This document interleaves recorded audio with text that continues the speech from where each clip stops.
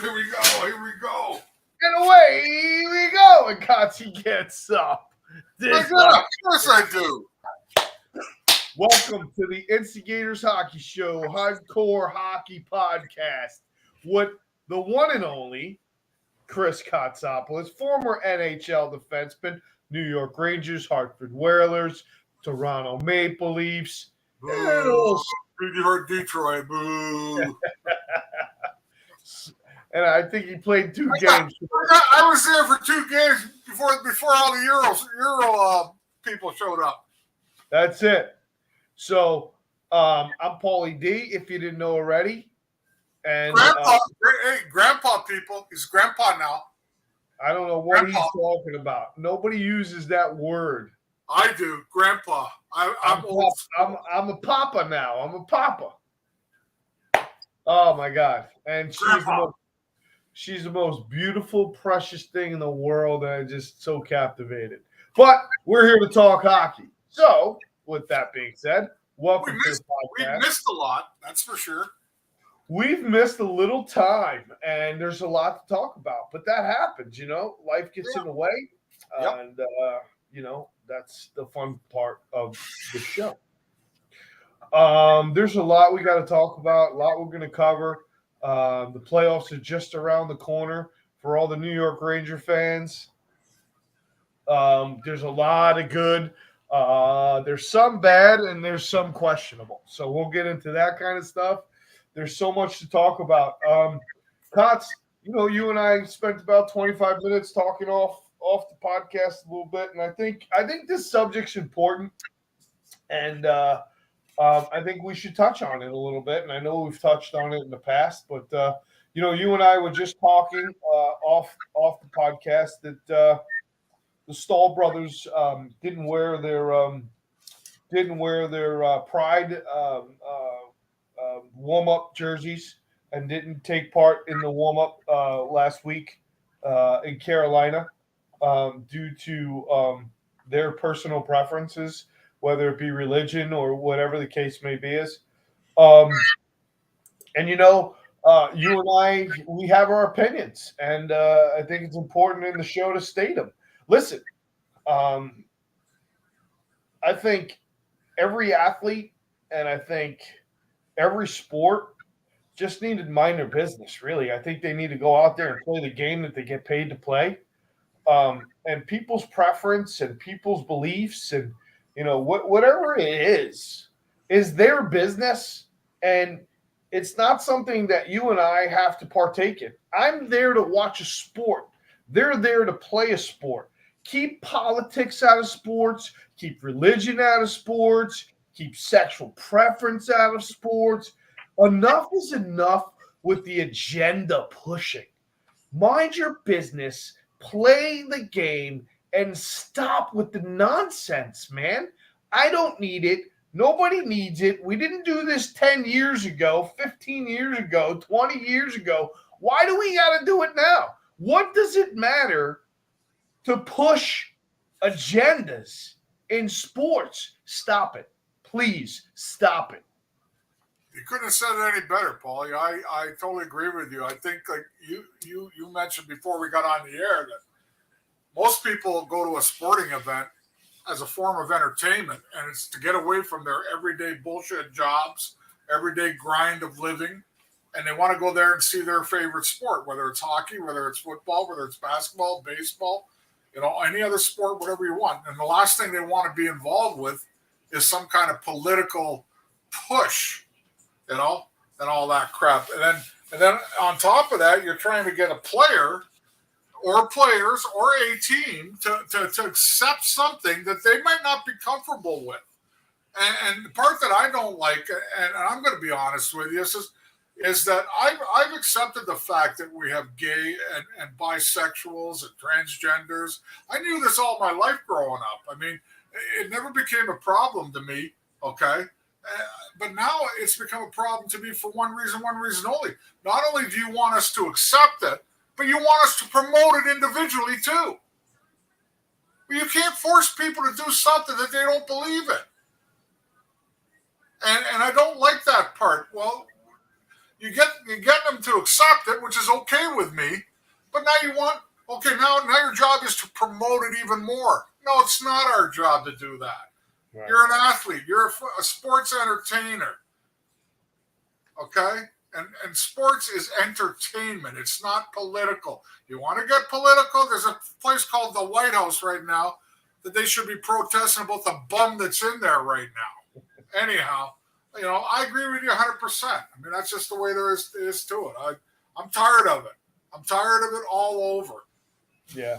So listen, I just want to, for Kotze and I to just say this, we're not sitting here saying that we're anti. What we're saying is that everyone has their levels, and the bottom line is this is not the this isn't the stage for agendas, and whether it be political, religious, racial, sexual, whatever it is. Yeah, I agree. Yeah, these guys are just go out and play the sport, and they did this shit in football, and they want to do this stuff in other sports and everything else, and they want different national anthems and who could stand and who can kneel and who's got to wear a jersey and who doesn't got to wear a jersey. Stop it already. Stop it. It doesn't belong in sports. We go out there to watch and entertain ourselves with the games that we enjoy and we love. Let's keep it simple, man. Keep it simple. Stop pushing agendas where they don't belong. Keep your political, your religious, and your whatever else agendas out of entertainment this way, man. It's just it's not okay. Because what happens is these players now get isolated and they get spoke about, and it's not fair. Whether I agree or disagree is one thing, but the bottom line is that everyone's allowed and has a right to an opinion, and to be forced as an athlete to show what your opinions are. It's like you know what it's like. It's like having every athlete go out there and wear a badge on their political party or their religious party or their sexual preference or whatever it is. Stop trying to badge players and what they believe, what they are, what they aren't, what it is. Just play a sport and cut the shit. And that's all I really got to say about it. I don't care what you are. Do whatever you want to do, wherever you want to do it. This is not an anti. What this is honestly, it's a prevention of finger pointing and shit talking and trash because we want and trying to shame somebody. And shaming, exactly. So that's it. Just leave it off the field, leave it off the ice, leave it off whatever sport we're talking about. Yeah, Paulie, I just want to have one more thing. A lot of times in my career, I was asked a lot of questions, but unfortunately, the people that were asking the questions had premeditated in their mind how I should answer it. And when I didn't answer it how they had premeditated in their mind, they were absolutely shocked and dumbfounded. And that's what's happening to today. It's the same thing today. I agree with you. Let's get rid of it. Keep it out of sports. There's a time and there's a place for politics. There's a time and place for you to, promote your ways that you like in this world. But it's not in sports. It's not in entertainment. Keep it out. Makes me sick. Thank you. Amen. Over. Now, let's keep it out of our show and get it to all the. Hey, Barry, what's going on? Barry! Oh, it's the Montreal Canadian fan. Listen, I'm going to do a promo here. Hey, look this here. There's a Gilbert Dion signed puck for at Michael Ryback there. The 1993 Stanley Cup winner. Wow. He turned into nothing as a player, but it's okay. Oh my God, it's hilarious. How does a guy like me find this like in Pennsylvania? You figure it out. Pennsylvania. All right. We need the Green Acres song going whenever we say Pennsylvania. All right. Well, I don't know.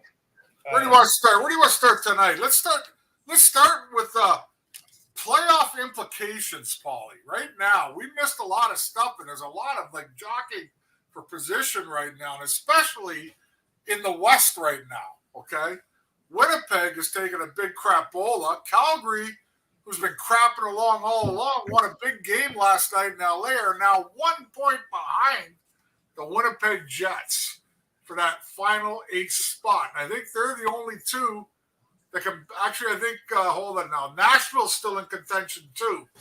But that's crazy out there. These two teams at the beginning of the year, Winnipeg and Calgary, were not slotted to be that far down.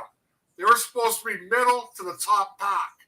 They've struggled all year, and now they find themselves like ducks in water, paddling underneath, trying to scrape their way into the playoffs. And I did read an article about Rick Bowness last, the head coach of Winnipeg. He basically trashed his team losing to San Jose last night.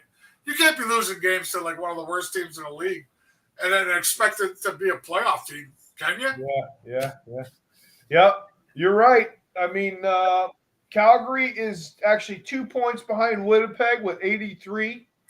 Nashville's not far behind Calgary with 82 points. I think they got a game in hand on both teams, Nashville. Am I correct on that? So let's see. Yeah, actually, they have 2 games in hand.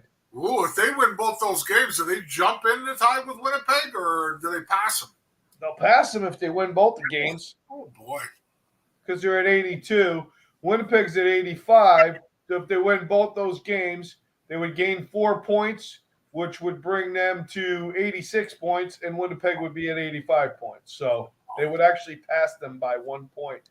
They are 2 games in hand with Winnipeg and Calgary. They're only a point behind Calgary. So there's that's really going to heat up there. Nashville is 5-4-1 in their last 10. And they're missing like a quarter of their stars in that team right now, too. As when they played the Rangers last week, they mentioned that 3 or 4 of their top players have been out. Yeah, it was almost like a minor league team. A beer league team.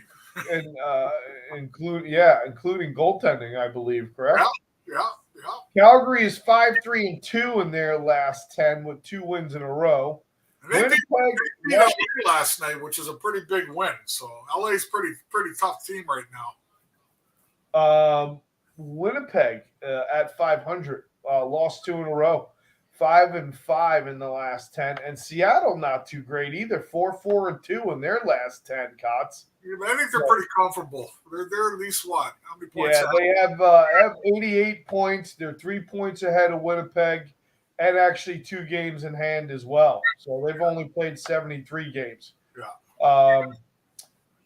So Edmonton 95 points. I mean, Los Angeles, Edmonton, Cots. You got to talk about them. 8-1 in their last 10. They've won the last 2 in a row. I mean, McDavid is over the 60 goal mark, looking at 70 goals. Possibility. Very, very possible. They still have they have 5. They got 8 games left. So, I mean, anything, you know. I got to say it. I was very critical of them during most of the season, and right now they're making me eat my words. They actually have an opportunity now, Paulie, to finish the season first overall in the West, when at one time they were like 9th, 10th overall in the West. So they've turned it around, and McDavid, there's nothing you can say about McDavid that hasn't been said before, okay, period. The guy is the best player in the league right now. And it's in the world, in the stratosphere, whatever you want to call it. Yeah, I think, and if he can keep this up, he'll be officially the next one. The guy's really, I mean, he's, I was talking about him about 2 weeks ago, 3 weeks ago. Yeah. He's so dynamic, Cots, and we've talked about it. He's got every component offensively. He's got the speed. His hands are amazing. The guy can handle a puck like nobody's business in the smallest of spaces at the top speed. The guy, I mean, just insane. And then obviously his finishing is just insane. But yeah, I don't know. I don't know what else you can say about it. I mean, if he hits 70, man, who's the last player to have 70 goals? Oh, that's a good one. Probably, I'm guessing Brett Hull, maybe. That would be a Maybe good that'd be guess. a good one. I don't know for sure because I don't think Ovechkin ever got that many, did he? I don't think so. I think he's popped, 50. I don't even know if he's I'm thinking Brett Hull's probably the last guy to score 70, but that's just me. Listen, again, there's nothing else there's no other words you can use for the guy. Every word's been used. But I'm still going to leave that caveat. You know me, always Mr. Conspiracy. Got to win around in the playoffs there, Mr. McDavid. You and Draisaitl, and now Ryan Nugent-Hopkins, another one, who's his first-round pick from a long time ago now. He's not a kid anymore. He's on his way to a possible 100-point season. So it'll be the first team in a long time with 3 guys over 100 points. But that does not mean you will have success in the playoffs, Paulie. They have to win to prove that all of the work that they've done is worth it. all right. Well, you're exactly right. Last player to do it actually was Timo Solani. 76. There you go. I knew it was a right winger anyways. Timo Solani had 76 goals in 92. That's 93. his rookie year. Wasn't that his rookie year? Second year? Alexander McGillney had 76 goals that same year, 92-93. Brett Hull, 91-92, had 70 goals. All right. In 90-91, he had 86 goals. In 89-90, he had 72 goals.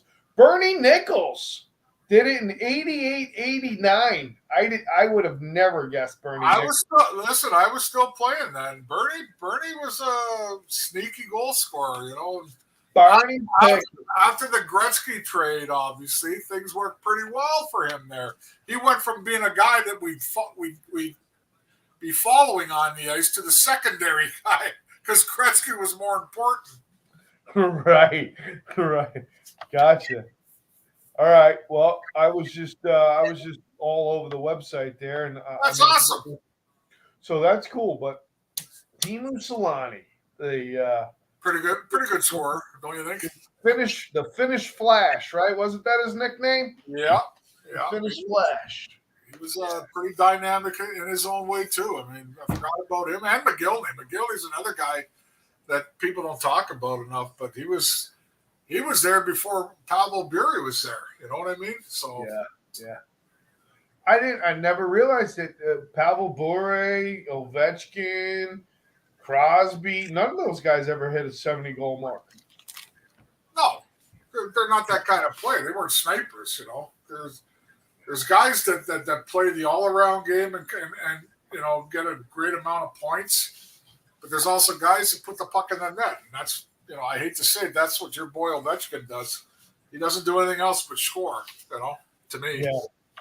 Well, I mean, it'll be awesome. I really hope McDavid hits the 70-goal marks. Where is he at now? He's over 60, right? I think he's at 60 right on. Let me see. So he's going to have to score a couple games where he's like 2 to 3. Yeah, let me see. To make up the games left. I think he's got 60. That's what he's got right now. 143 points, which is pretty damn good too. That's I think that's 4 less than I had in my total career, Paulie.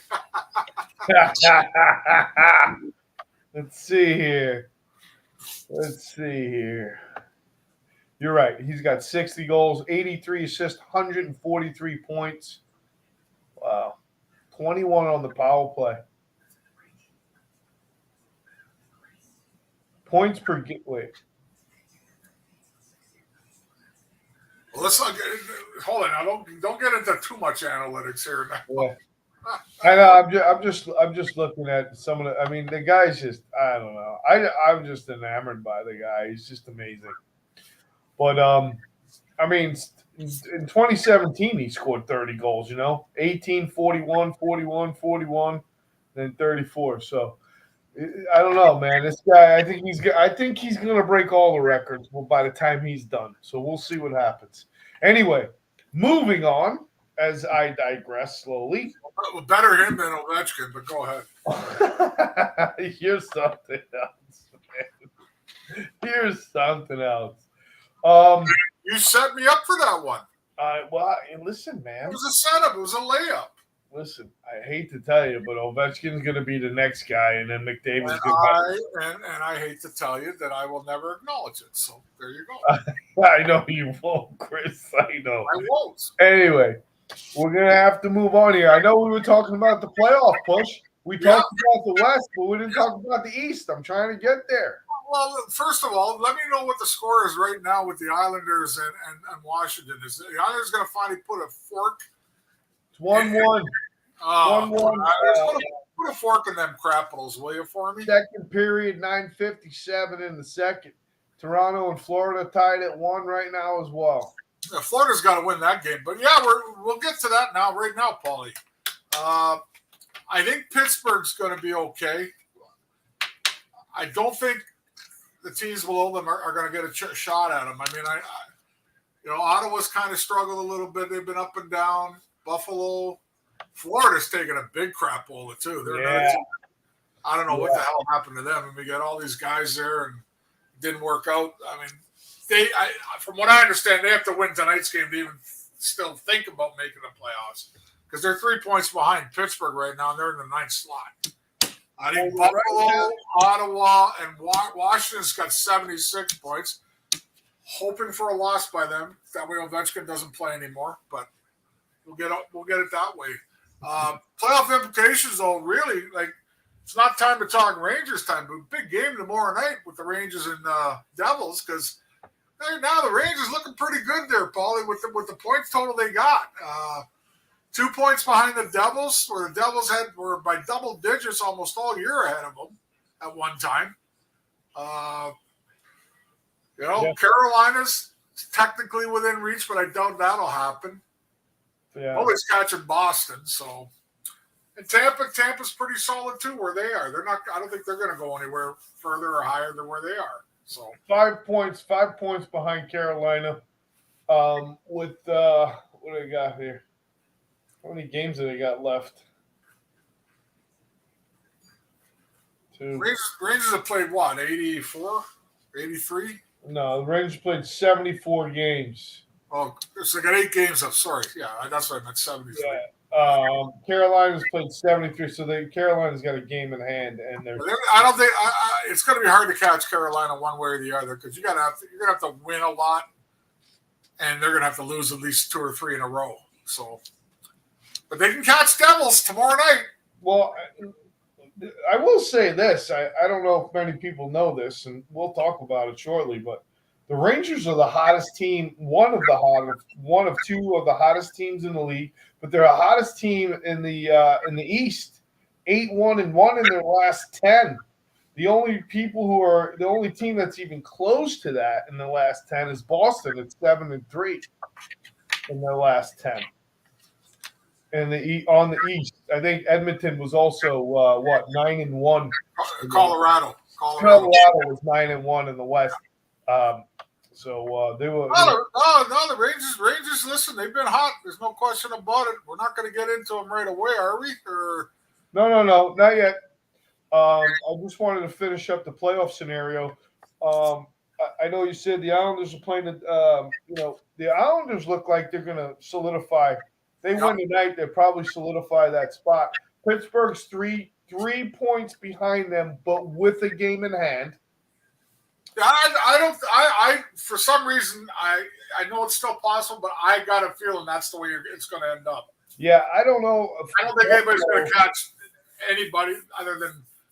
I mean, the way it's set up right now, Pittsburgh's in the 8th spot. They might move up to 7th. They might stay 8th, but that's the way it's going to end up. Yeah, but they're 4-6 in their last 10, so they have struggled.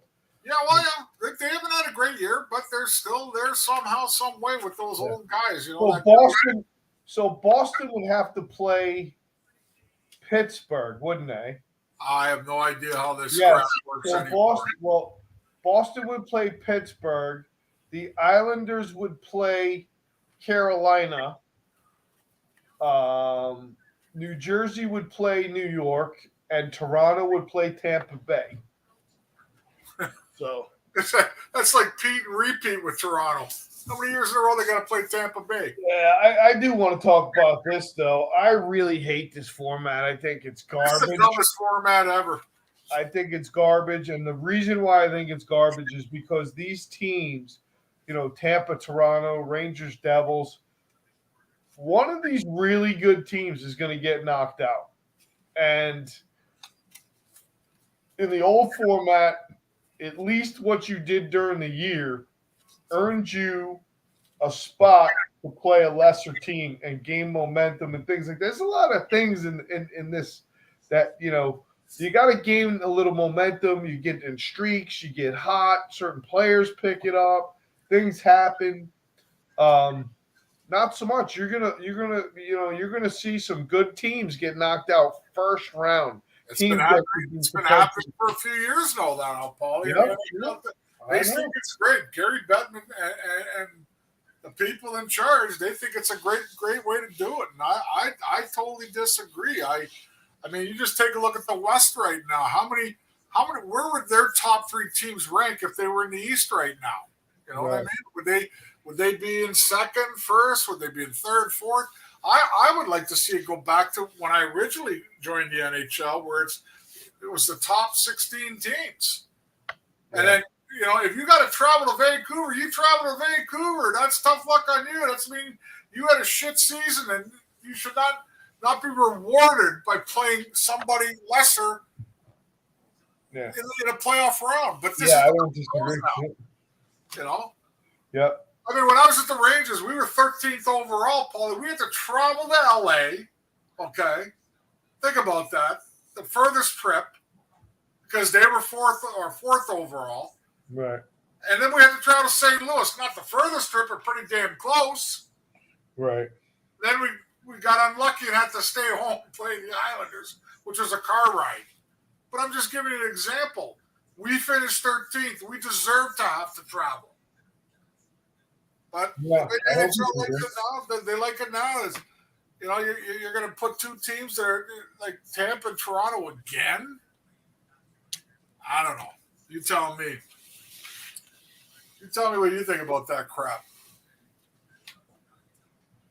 Yeah. I mean,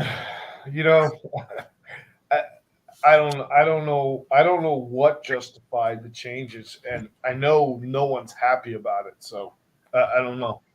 I don't know why. It's just really possible that when you finally do meet up in the Stanley Cup, it's possible that there's one team that's so superior compared to the other, is what I'm trying to say. Where I think 9 times out of 10, the teams that aren't superior would get beat out in a 1-16 matchup, a 2-15 matchup. You understand what I'm saying? Right. They wouldn't make it to the finals as often as they might now. That's all. Right. Just me. What do I think of all the betting ads that are played during the games? Well, Barry, let me tell you. Really funny, because when I played, it was so taboo to talk about betting, period. And that came from the NHL all the way down through our general managers' offices and owners, all the way into our dressing room. But it seems like today, money talks. And that's the reason why it's all there.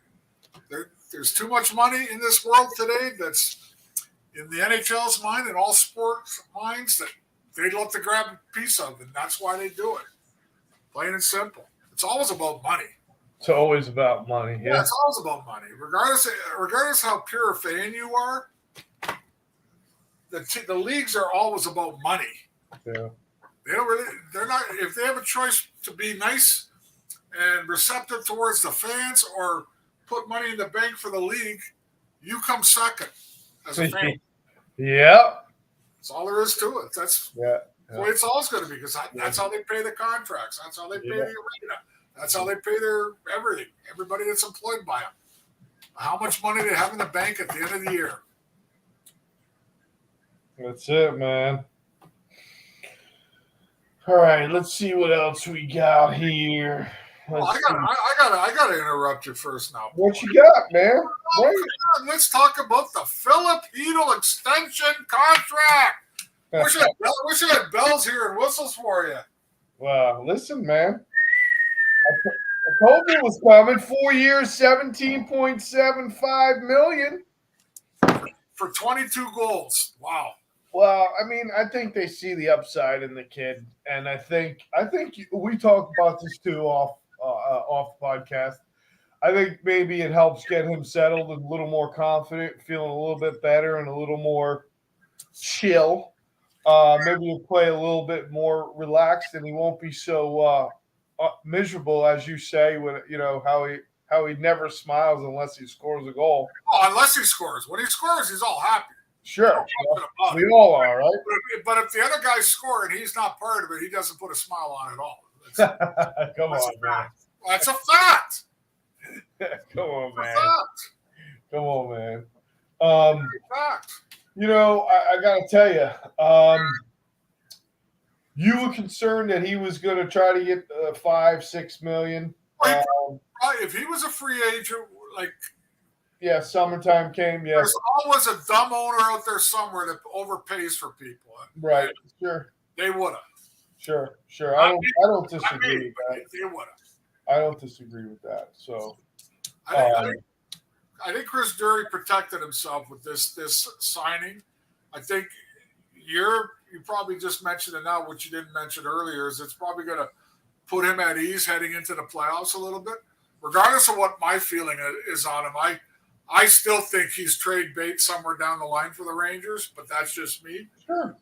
And it's a reasonable contract to trade. They protected themselves by not getting into a possible Kravtsov situation. Right. And this guy cried and whined and cried and whined. And by the time it was all said and done, he was useless as you know what on a bull when it comes to the trade market.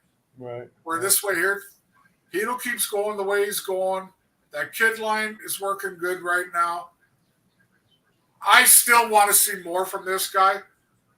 I think your expectations he's met. My expectations have all been higher on him, and he hasn't met that yet in my book. But I think it's going to give him a little peace of mind going into the playoffs that I'm locked in for 4 years. I don't have to worry about a contract, all the bullshit that goes with it. Well, right now, the kid line's playing well. I mean, I think Lafreniere is playing just as good as any one of them right now. Probably as good as Hedl is right now. Probably a little better because he actually does a little more out there. Like when it comes to the going to get the puck and the digging and a little more body checking. But I think right now, Kakko's the one that's third on that line. He's kind of like digressed a little bit. But I think, like you said earlier, that line needs to be exactly how they are now. Because the first two lines are going to get the bulk of it from other teams in the playoffs. So the other teams are going to have to worry about putting their third or fourth line against a kid line that could do a lot of possible damage. Well, I was saying before we got into the podcast, yeah, I think that I think if you look at the structure now, obviously the two big lines with a lot of big names, a lot of scoring prowess. When you go into the playoffs, coaches like to do the matching, line one, line two, line two. Line three for them, the kid line, has been really, and it's great because they're heating up right now just before the playoffs. But like you said, I think against the Florida, it was Kakko, it was Lafreniere, and it was Hedl. They all had goals. They all had points. Great. This is the line that's really going to help them get deep into the playoffs. If this line could chip in with the odd goal, the early goal, like in a lot of these games where they're scoring the first goal, getting the team, involved. This is the line that really is going to be part of the mechanical makeup of how coaches are going to coach. And it's that line that when you take the two top prowess lines off the ice, there's not a lot of teams that have that kind of depth to match. So you're going to see a weaker line against that line, and they can really make a dent and help the Rangers move forward. And I think we also talked about the fourth line is also a line to talk about when it comes to they can get scary. They're gonna. I think that with Mott and VC, I think don't be surprised that they chip in with the odd goal. I don't disagree with you. The Yeah. fourth inning, I'm not 100%, but if you add up the point totals for Goodrow and VC alone, I think you got over 40 points between the two of them, Paulie. Sure. You know, and that's on your fourth line. Usually your fourth line's a guy that's got 1 goal, maybe 3 assists. Right. You know what I mean? So, yeah, I totally agree with you there. Mott is just he's the kind of guy as a player that you admire because you realize that he's never going to be a number 1 center or number 2 center, but he just works his ass off. So he does so hard out there, and he's hustling all the time. Yeah, he hustles. He's a hustler. He's a hustler. Yep, he's quick. He takes the body. He wins those puck battles. And the thing is, all 3 of those players are real smart with the puck. They're not dummies. Yep. They play a smart game. They get in there, they grind it, they dump the puck, they play smart. They don't really take chances. They don't make a lot of mistakes. Jimmy VC has, we know Jimmy VC a long time. In the beginning of the year, he was playing on the top line. He's a former Hobie Baker winner. Yeah. Which means he got some pretty good hands and pretty good skills. Did it really translate into being above average star in the NHL? No, but he's got hands. Right. And he's not going to. It's not like he's got like concrete gloves on. Right. Yeah, he's definitely got some hands, and I think those 2 lines. Excuse me. The third and fourth line are going to really help this team propel. And I think, when it comes to the offensive side of things, the Rangers have showed that they can score goals with the best of them and with anybody. But let's talk about the other side of the puck. No, I just want to add one thing that I want to talk about the kid line just before we go. All the talk you and I have had, okay, now is the time for Filipino to take that big step in the playoffs this year. Okay? He cannot be average. That's my point now. This is your chance, and Kako and Lafreniere to get one step higher up that ladder into stardom, Paulie. They cannot be average. This is your opportunity now. You're going to be playing in the playoffs. They're not going to be playing against the top lines. So this is their time for them to shine. You have a number 1 overall pick. You have a number 2 overall pick, and you have a number 17th overall pick. You show me another line in the NHL that has that 3 high draft choices on one line that's considered your third line. Right. So this is the time for those guys to buckle down and take that big major step to some kind of stardom that was expected out of them. Sure. Not lag behind now. This is it now. Yeah. I don't disagree. Like what we're seeing, and hopefully it continues. Katz, I think it's important to talk about because we're not going to really run over. I'm kind of beat like a rented mule. Grandpa's going to get to bed early. Yeah. The defensive side of the puck is a little bit scary, Katz. It's worrying the shit out of me lately because you know how I watch a game. I don't watch a game like the regular fan does, and I see 6 goals, and I see 5 goals, and I see 4 goals.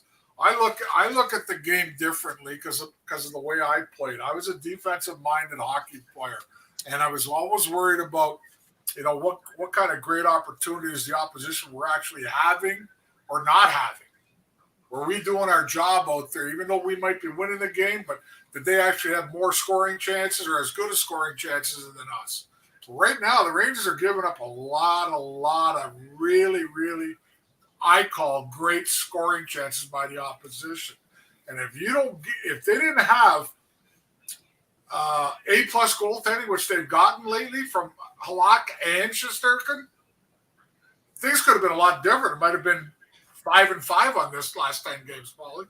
Could have been 4-6. Right. Because last night's game, Rangers scored 6 goals, probably could have scored 8, but Columbus probably could have scored 6 or 7 themselves, if not for Shesterkin. The game in Florida, Rangers down early, and everybody's going to say, well, Halak. Halak was really good in that game early. Otherwise, it would have been about 4 or 5 nothing. Yeah.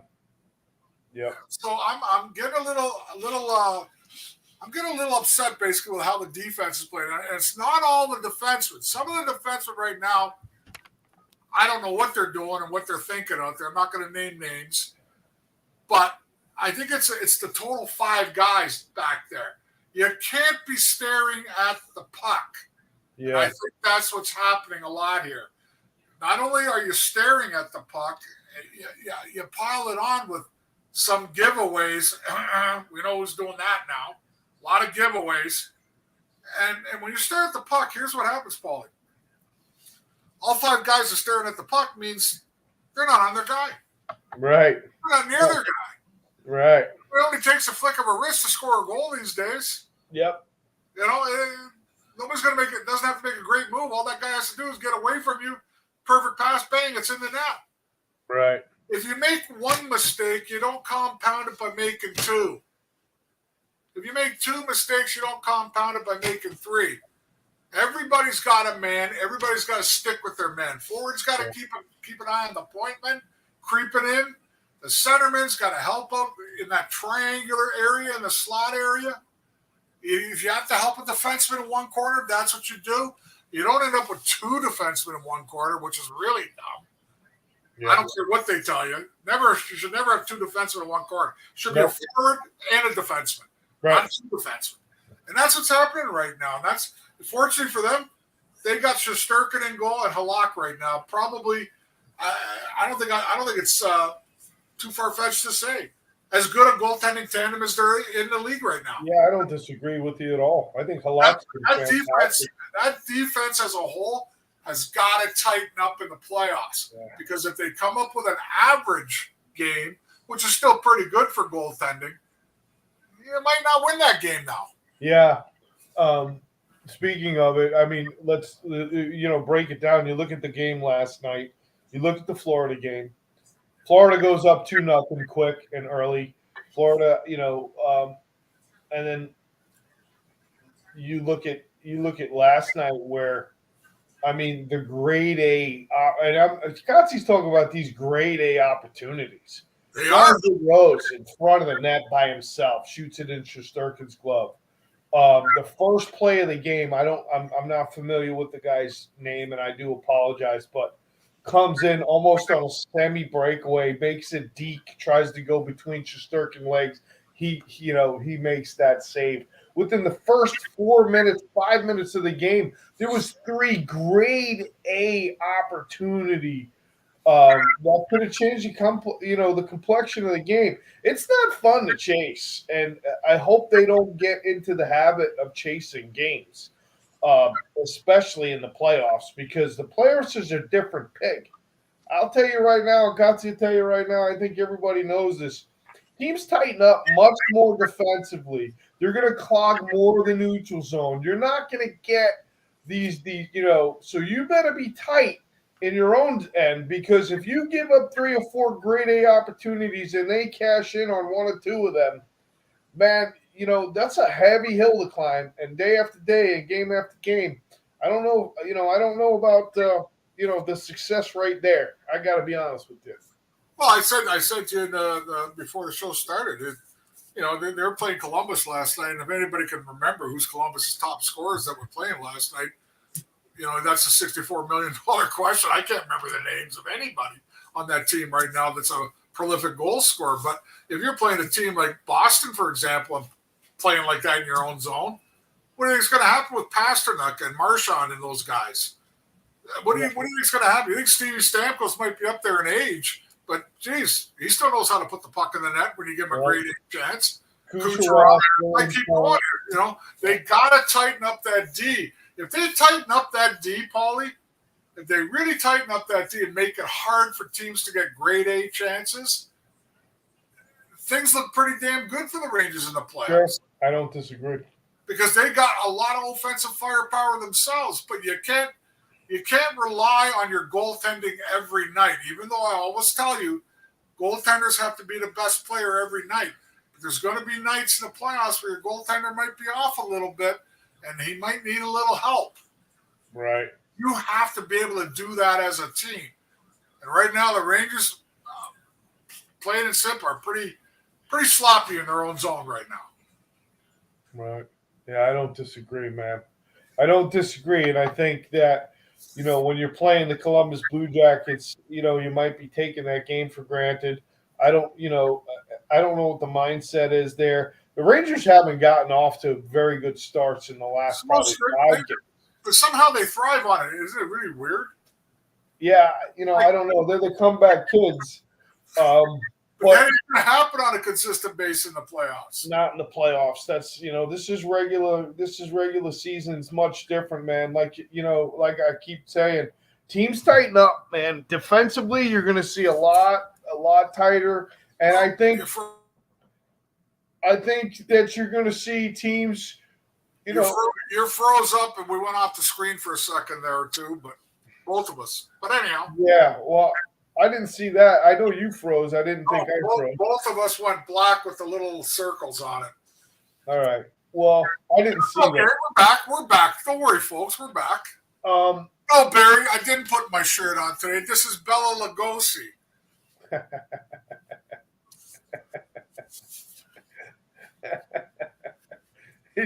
He's funny. So Barry's a beauty.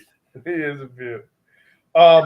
But like I was saying, I think that when you understand what teams do and coaching staffs do and the study that goes on and the tape that they break down, they're going to break down what to look for, where to be. It's not like the regular season much. It's different, and teams are going to try to stop the Rangers. And Carolina was pretty good with it, I think, in the first game that they played. The Rangers, teams are going to look for that fucking cross ice pass that drives me nuts all the time. And I think they're going to clog the neutral zone on them. They're going to make it a hard game. Katsi, you brought out a good point that I think you went to the first game against Carolina, and you got to be patient and you got to play. You got to play within the confines because they'll frustrate you. They will frustrate you, and teams like the Devils and Carolina, they're gonna execute. They're not other teams. They're going to execute. There's a reason why they broke the 100-point mark. It's not because they don't put the puck in the net. They do, and they got good. Good team strategies and things like that. So I think the Rangers are going to have to really adapt and be ready defensively. Like the other teams are, clog the neutral zone against teams like, the Devils, because the Devils, you spoke about it, Kotz. The Devils got a lot of speed, man. They're one of the fastest teams in the league. Yeah. And they like to move the puck quickly. They're a great counter. They're a great counter team because of the speed. They go right from defense into offense. But that's another team that likes to play high. And create turnovers, especially in the neutral zone. So, it's going to be interesting. And that's why I think that third line's important, because that third line with Lafreniere, you talked about this off the podcast, is that Lafreniere does a lot of the little things. And that's one reason why I'm a big fan of his. He's the guy that they'll dump the puck and he'll go get it in the corner. And then you got the other two guys, Kakko is like, he's Yager-esque. With his big body, he likes to control the puck, and then Heedle's got the hands, so that line is going to be instrumental. But the thing about it is you don't see them make that big, ugly, wide pass across the ice. They kind of keep it north-south. Kakko scored a great goal the other night, driving to the net, right? Then last night, Heedle scores a goal, standing in front, waiting for rebounds. That's the kind of mindset that line is going to bring. But the other lines, with those big, pretty passes, man. How about that goal Lafreniere scored in Carolina where he put it back through his legs on the backhand side? See, that's what everybody's looking for on a consistent basis from him. But, and it teases you. It teases the shit out of you because it's there. I agree with you, Paulie. There's a lot to be said. I think our typical Montreal Canadian fan here, Michael Ryback, says that they're not going to be tough enough to go deep in the playoffs. You know what? I'm going to back off on that a second because when I look at the potential matchups. Carolina's not a tough physical team. Right. Neither are the Devils. They hit. They do hit. But there's really nobody to be worried about there when it comes to the physicality. Right. It's the same thing with the Devils. The only time you're going to have to worry about in the East right now for physicality and being tough, technically, is the Bruins and Tampa, maybe. Really, that's it. Right. Pittsburgh's not a physical team. No, you don't have to worry about those guys. You don't have to worry about those guys anymore. They're not that kind of team.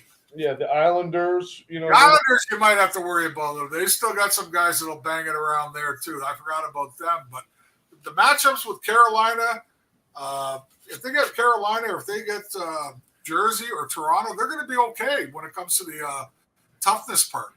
They're going to be okay. Yeah. Mind you, again, if that's the case, he brought it up. I'm going to bring it up. If they need to play a little tougher, time for Keandre Miller to man up for the first time. Okay? Yeah. Nikola, you've been doing it. Continue to do it. Trouba, you've been doing it. Continue to do it. VC, Goudreau, you guys got to continue to play physical. You know what I mean? Certain guys are going to have to step up. Right. And be that part of the team. You can't ask Adam Fox to be a physical force out there. He doesn't have it for that. Right. You can't ask that. Schneider, you better get a snarl on if needed. Guys are there to potentially be that way for the Rangers, but I don't see enough of it when it's needed, Paulie. So these are the guys that are going to be important. And obviously Harper, if he gets into the lineup in the playoffs, which he might. So I'm not so worried about that anymore. You know? Yeah. The need for a Ryan Reeves right now is not really there anymore, Paulie, when it comes to the East. I hate to say it. It's really not there. Yeah, I mean, I think their fourth line is going to be able to do a little grinding. And I think the third and fourth lines really are going to make the biggest difference for them in the playoffs. I don't know if I said this before. I know I talked about it before the podcast, but I think lines 3 and 4 are really going to be instrumental in the playoff push. There's one thing I wanted to mention too is Tarasenko. Did you see what he did to Aho in that game? He's physical. And he waited for him and did the reverse hit and flatten out. And I was a great player, but he's a dirty little prick too. I've watched him. He slashes guys from behind, all that kind of stuff. I love what Tarasenko did to him. Flatten his ass. So do I. I like Tarasenko. He's showing a little bit more of an edge. And again, offensively, I think he's going to be huge in these playoffs, man. And that line, we talk about Zibanejad. He's got 38 goals now. He's on the cusp of 40. It's tied isn't that his high tied for his height ever? I believe so. I don't think he's ever reached. No, I think it's his points. It's tied for his high points wise. That's what. Well, I got to be. I don't know if he's hit 40 goals. Has he? I don't know, but I know he tied his point total with the Rangers 81. Well, I mean, we've talked about it earlier. I think the team goes as he goes, and he's a stud. He's a stud for the Rangers. Yeah, he is. The other concern that I have, and I think which is huge, and I think that's why they're still doing what they're doing, is the power play's got to do a better job. It's got to start putting the puck in the net. I think that's instrumental for the playoffs. Paulie, you and I have been talking about it for how many years? When did we start that show, the first show on Blog Talk Radio? God. How many years is that now? It's a long time, man. It was before I had gray hair. It was before I had gray hair and thinning hair. That's 13 years ago, probably. It just absolutely amazes me, and it's still so prevalent all across the league. Let's make the extra pretty pass. Let's make the extra pretty play. Let's not be selfish. I want to make my guy feel happy. I want to make that. Fuck you. Put the puck in the net. I'm so tired. I'm so tired of it. I mean, that's all you can say, man. You know? I mean, like why? Yeah. Why not take the shot when the shot's there? Yeah. I don't get it. I think I'm still kind of waiting for starting to see trickles of Patrick Kane, which is going to make a difference. But I'd like to see Patrick Kane. I think where he's really going to be instrumental for these Rangers is on the power play. I think he's so crafty with his play. I think again the power play with him. If they can get him going on the power play, man, I think this team is going to be real deadly offensively. As Shesterkin stays form, the third and fourth line do their job, man, this team can make a deep run. I think Kane's going to be. He's coming. He's coming along, Paul. But he's another one, kind of like that likes to pass the puck instead of shoot. Yeah. Yeah. See how many goals has Panarin got in the last week or two? Because he's shooting the damn puck. Yeah. Instead of passing all the time, although he's probably the worst player on the team with the ice intercepted passes at the same time. But probably got the most turnovers, right? Well, yeah, but I've said that to you all along with him. You got to accept that because he still leads the team in points. Yeah, you got to take the good with the bad, obviously. With that, it's one of those. Like if you're a guy that's got 15, 20 points in your league and those cross-ice passes, then we got a problem. Yeah. No, I love him. I mean, I love him. I think he does, a lot more good than bad. He does make the boneheaded play here and there. But, the other thing I got to say, I watch him a lot. And when he coughs the puck up or does something stupid, he does what he can to get back in the play. He's not lazy. I don't feel like he plays Russian lazy hockey at times either. I feel like he tries to get back in the play. I feel like. Oh, you mean like that guy in Washington? Is that what you're trying to say? I feel like he does his due diligence. I really do. Listen, again, the greater outweighs the bad with him. Okay. Oh, yeah. There is to it. Like it does with Fox, right? Right, Kotz? Yeah. Well, Fox at times he makes bad passes, but he makes probably 10 great ones to every one bad. Yeah. You know what I mean? So, listen, I'll say it all the time about Adam Fox. I don't think there's another guy in the league right now, and that includes like McDavid and all that, in that 4-foot square circle that can maneuver around with the puck like he does. Fox is not fast, though. He's not a fast skater or anything. No. That elusiveness in the 4-foot circle, I can't tell you how many times I've watched players skate right to him at the blue line, and he really doesn't do anything. Fox just dips his shoulder, dips this, but his feet don't move. And the player goes away. Yeah. Which, like... Yeah, I don't know, man. It shows you what kind of, shiftiness he's got almost standing still. His hands, yeah, he's got good hands. So. Yeah. Well, have fun in Vegas. Don't lose all your money there. Barry, when are you going to Vegas? I'm going to be there the 24th through the 28th, I think. Yeah. 24th through the 29th, I think. What are you going for, bro? Party or? I'm going for BMW. You're going for the party. I always laugh at. No, this is nothing against Paulie, folks, but every time I hear people like, "We're going to Vegas because my company sent me," why couldn't they send you to Idaho instead? No, we're going to Vegas instead, so we can all get in that little room there where people have their little board meetings. They get in there for an hour. There's a chalkboard up. It's got nothing on it. Everybody good? All right, the day's yours. Unfortunately, that's not how it goes. Yes, it is. You're not doing 8-hour days. Who are you bullshitting? Well, You're not up at 7 and getting off at 5 in these things. Lot of workshops, lot to talk about. Yeah, and in Vegas of all places, couldn't do it in like somewhere in Texas or something. I'll be watching the Bellagio lights. Don't worry about it, pal. I love it. I'll be watching the Bellagio fountain. You're exactly. All right. Oh, Not sure schedule next week. Oh, you better be ready for next week. Can't wait 2 weeks in between. No, I know. Next week right. we're probably looking at Monday, Tuesday. Yeah, I don't know. I think the Rangers are on the road after they got a game at home, and I think 3 out of the next 4 are on the road or something like that. Let me take a look real quick at the schedule. Bye, Barry. So Sunday they play your favorite team in the whole world. No, that's your favorite team. I know you got a jersey.